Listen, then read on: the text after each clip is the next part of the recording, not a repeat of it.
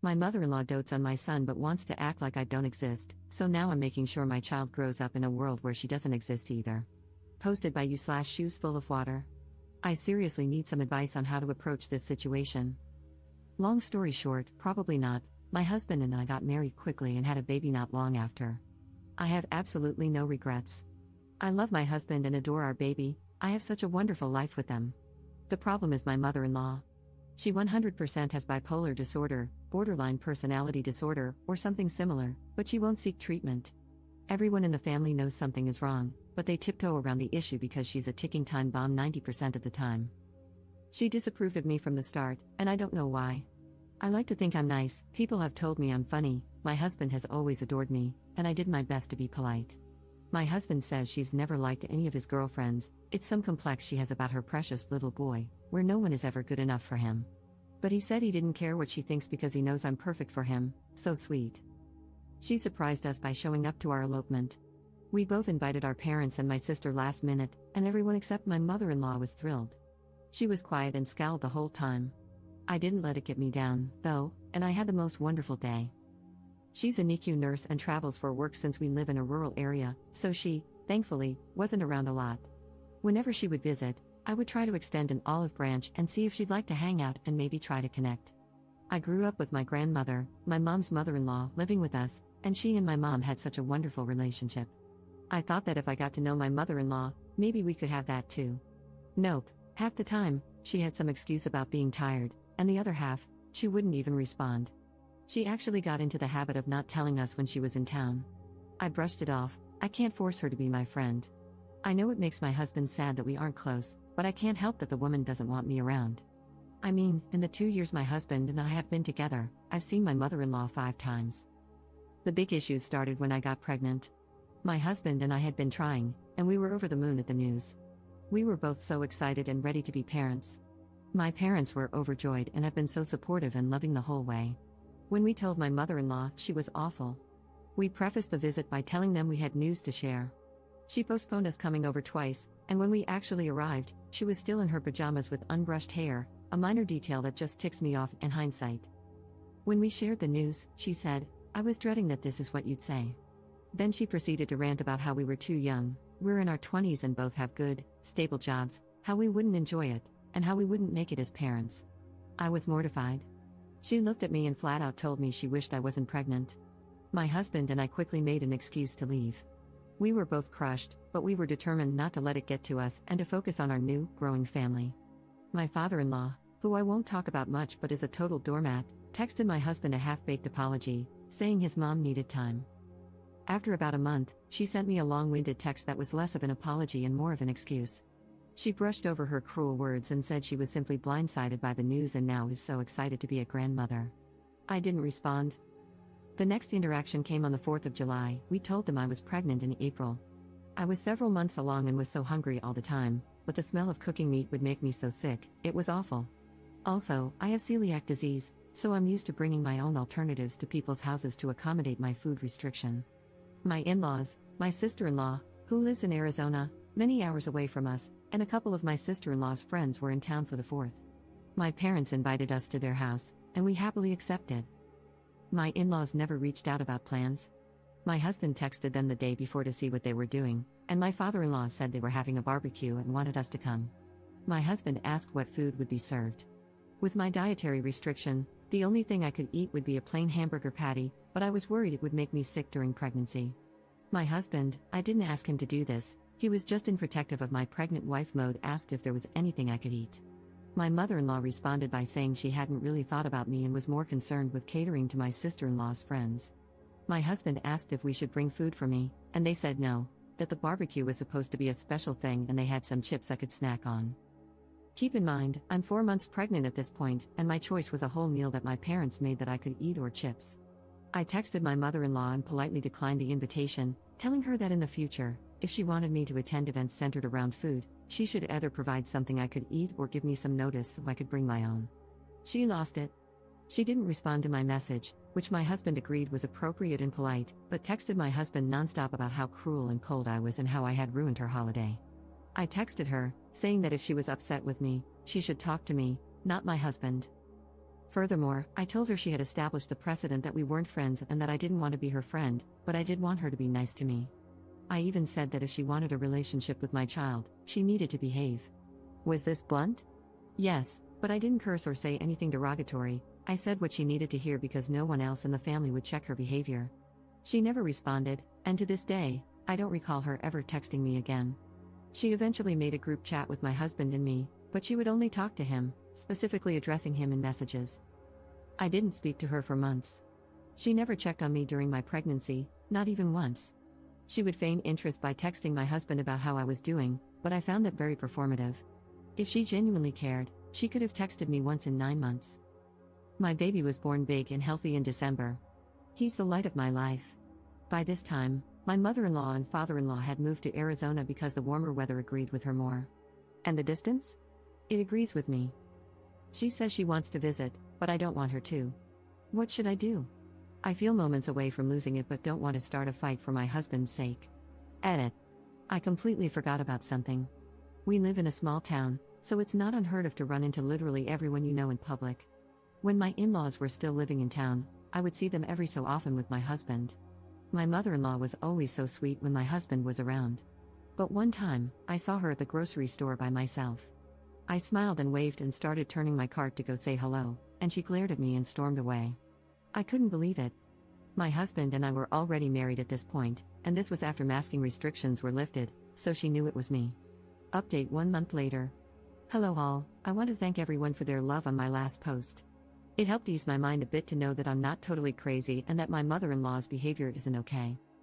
After my post, I thought about everything you all said and talked to my husband. Family is very important to him, and he definitely had some pushback on the idea of our son not being allowed to see his family. We went back and forth about it, and I finally told him I was fed up with him not defending me in the face of obvious disrespect. After a long while, I finally think I got through to him, and he agreed to speak to his parents. I'm on the fence about whether I should be a part of the conversation. Here's my thinking: if I'm not there, my mother-in-law has the opportunity to twist my words and worm her way back into my husband's head. When we first got married, my husband often sided with his parents, saying that I didn't do enough to form a relationship with them and that I just need to forgive my mother-in-law and let it all go. It was awful, and I hope it doesn't start up again because it was hard feeling like my husband wasn't on my side. If I am part of the conversation, I worry I will totally lose it on my mother-in-law and nothing productive will happen. Like I mentioned in my last post, I have never spoken a cross word to this woman, even when she told me she wished my son didn't exist. I have bitten my tongue and played nice for years now, and I'm so sick of it. Apparently, she has been putting on the waterworks for my father-in-law, and I worry she will cause a scene to try and get everyone on her side. I just won't stand for that. I know I can be civil, but it would be the ultimate test of my patience. In better news, though, the FaceTime calls have ceased, and my husband is no longer sending pictures and updates of our son to her. He does send them to his sister, the sister-in-law mentioned in the last post, and I don't mind that. She is a total sweetheart, and I really adore her. I don't know if she shows anything to my mother-in-law.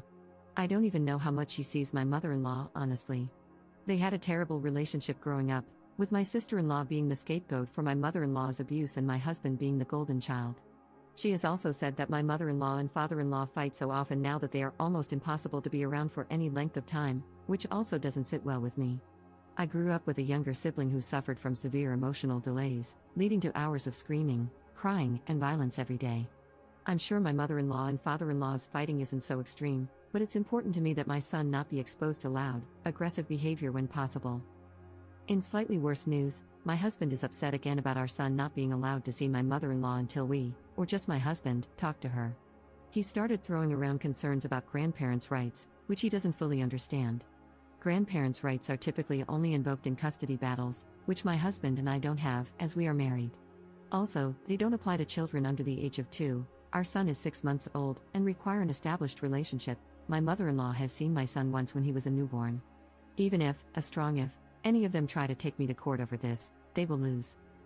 My mother-in-law has a history of abuse, alcoholism, and mistreating me. The relationship with the parents is considered in grandparents' rights cases, aside from the fact that my son is an infant who doesn't know this woman and wouldn't care either way if he didn't see her. For now, at least, the only thing he cares about is milk and chewing on things while he's teething.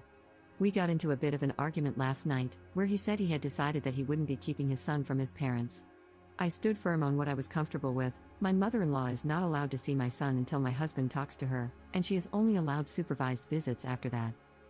I spoke with my husband over text this morning. He works 5 to 2, and I work 8 to 5, and let him know that I hope he will stick with our original plan of talking to his mom.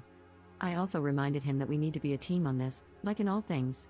I reiterated that we are in this situation because of her and her behavior, not because of anything I did. Another issue is that my husband wants his parents to babysit since my mother-in-law is coming to visit sometime in July, and I'm just not comfortable with it. My mother-in-law has a sordid history of not listening to me. I just don't trust leaving my son with her because I have no way of knowing if she will respect what I ask her to do for him. Furthermore, my son has special needs and is teething. Poor thing is just beside himself most days right now. I have only ever seen my mother-in-law a few times in person. I wouldn't leave my son with an unstable alcoholic whom I had only met a handful of times, especially one who disrespects me. I guess I'm just looking for a bit of reassurance that I'm doing the right thing. I hate rocking the boat, so to speak, and I just want to move past all this. I hate conflict. I just want to figure out if she is in or out of our lives and be done with it. Second update 2 hours later. Thank you for all the replies so far, they're fanning the flames of my righteous fury. Though, I will remain civil. Below is a text I sent my husband. I had too much on my mind to wait until after work. I will update in the comments again when he replies. Our son's name has been replaced with baby. Text to my husband, I've been thinking a lot about the situation with your mom. I keep thinking about how I don't want to cause problems, but I realize that I haven't done anything wrong. I haven't done anything to her. I've never been anything but nice to her. The bottom line is that we had an agreement. Your mother is not allowed to act however she wants toward me. She disrespected me and treated me like an incubator for her grandchild, whom she has no relationship with. And she will not have a relationship with him until she begins to behave differently. Your parents will not be babysitting baby yet. When he was born, you didn't feel comfortable with my parents babysitting until we had seen them around baby for a while, and the same will stand true for your parents. We can consider letting them keep baby after they've had time to get to know him and we see how they interact with him.